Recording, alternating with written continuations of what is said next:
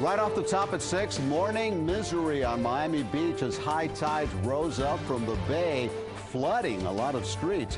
And more flooding can be expected tonight and tomorrow. The National Weather Service has issued a coastal flood advisory until midnight. We've got CBS 4 live team coverage with CBS 4 Chief Meteorologist Craig Setzer and CBS 4's Gary Nelson. Let's begin with Gary, who is live on South Beach at Alton Road and 14th Street. Gary? Well, Alton Road here was high and dry on Miami Beach today thanks to a newly installed flood pump system. Not the case, however, with long stretches of Collins and Indian Trace. They and some side streets as well had some serious water issues, and some are blaming the higher than usual tides on climate change.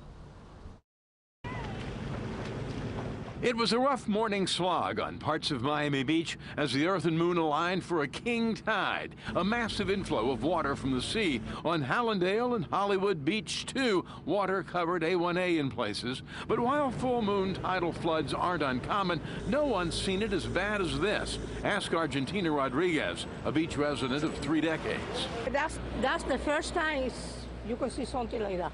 This is the worst you've ever seen it? The worst, yeah. This fellow from Vegas had one word about being trapped in his hotel. What was that you said? A word we can't repeat.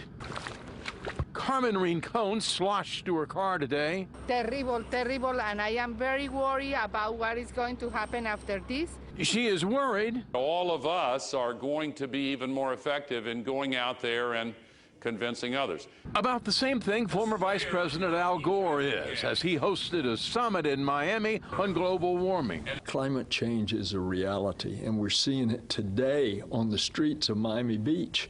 Seeing it like never before. The world has to get together, Gary. The beach's mayor echoing the words of Pope Francis, who told Congress last week that we can make a difference, that the world must come together on global warming. And so from world-famous Miami Beach now, a lesson for the world, perhaps.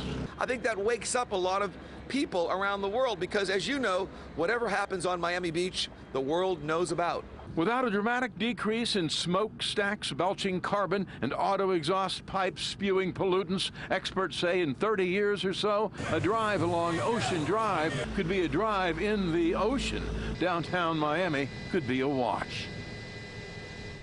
Mayor Levine says that when a $300 million flooding pump system is completed, these king tide floods should not be an issue, but he worries that without a worldwide effort against climate change in the long run, all the pumps in the world aren't going to keep us dry. We're live on Miami Beach. Gary Nelson, CBS 4 News.